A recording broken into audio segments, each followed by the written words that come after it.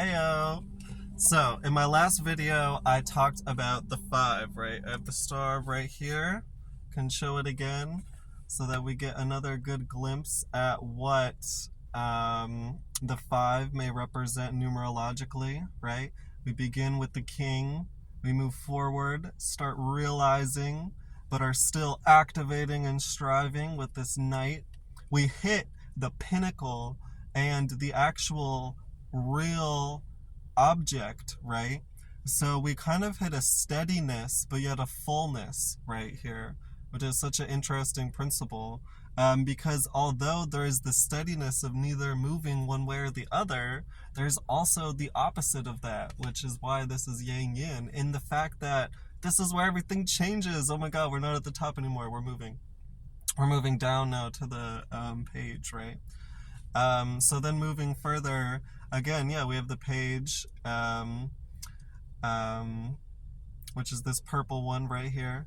And the page is kind of where we start then holding, right? We've done a lot of moving, we've done a lot of activating, and we're still in this real force, but this is where we sort of hit the yin, or the more reserved element of the corporeal, right? Which would be more earthly and more steady, right? More exclusive and practical, right? In a way. Exclusive in that it's just sort of trying to divine its space and ground itself. And in order to have a solid foundation, we sort of have to start somewhere, right? And work up.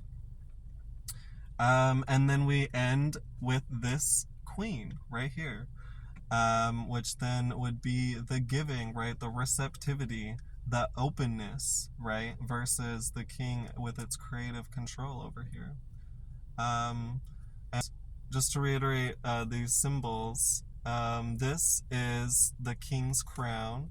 This is the knight's sword. This is the ace's A. This is the page's fence. And this is the queen's heart.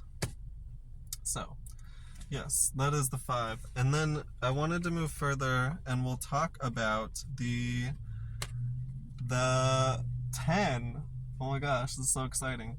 So we have the first 5, right? So this has first, just to talk about the main breakdown, right? And we'll slowly get into details because there's things you may notice about this straight up. And yeah, so the first thing let's notice is how this is this, right? But we're gonna see that there's 2 sides to it, okay?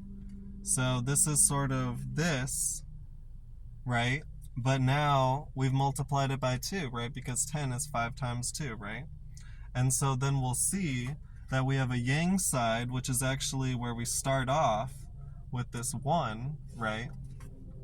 And then we have a yin side where we'll end up ending with this 10, right? So if I walk you through how it would go, then we go 1, 2, 3, 4, and 5, right? And then we've filled up a whole half, right? A whole realm, right? The yang realm with this light background. And then we move forward, and then we start working on this realm, right? We go to 6, and we repeat, right? Because that's 5 times 2. 7, 8, 9, 10.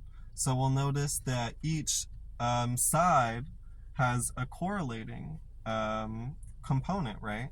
So the ace here has an ace here that looks similar, and then same with all of the other colors, right? Yeah.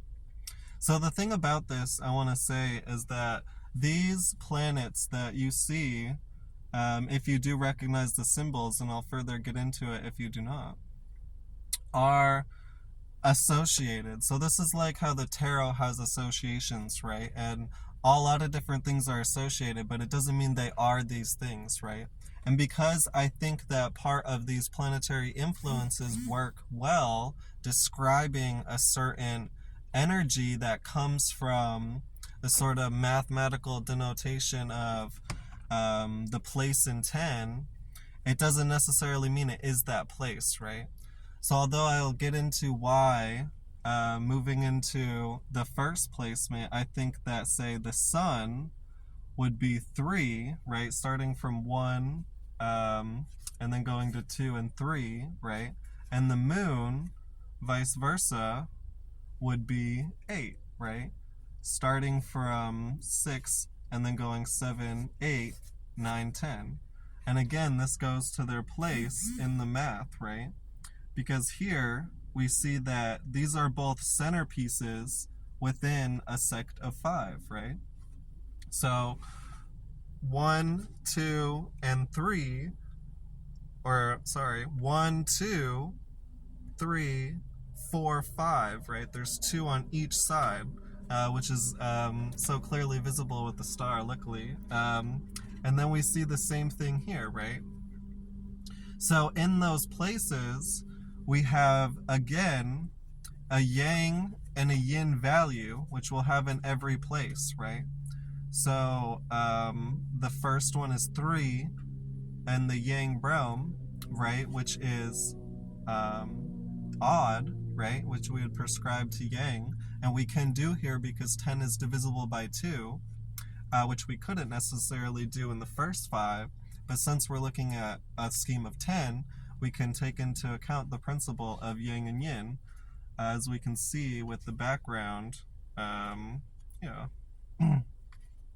So the moon then is even, right? And it is 8, right? And yeah, and so we can see this, right? So if I put my hands up, right, and we have 2 sides, right? What are the 2 centerpieces in each side, right? We have 1, 2, 3, 4, 5, right? So we have a centerpiece on this side. It's our middle finger, right? I'm not trying to flip you off, but I'm just saying. You would see your middle finger on both sides, and those would be the 3 and the 8, right? 1, 2, 3, 4, 5, 6, 7, 8, 9, 10, right? And so I don't want to get into the fractal element now, because there'll also be another part that correlates to the ace, or the center, which you may be thinking about, but I don't want to put that in yet. But anyway, so yeah, so we have the yin side, obviously, of this central, integrating, foundational principle, right? And so what would, like, let's think about this together, right? I think this one is, like, fairly arguable, or, like, really arguable, right? Is the centralizing principle for how we integrate what we see, or our visions and our feelings, right, is the ego, right, which is represented by the sun. And the same, how do we then, as opposed to spiritually, but physically integrate reality, right? It would more be processes associated with the moon, right? It associates with Cancer in the stomach. It's the receptivity, taking in, right? So that's why this is so cool. Okay, and the reason now that I'll get into again why this is so cool, is we can see this looking at the decimal system, right? So the decimal system is base 10.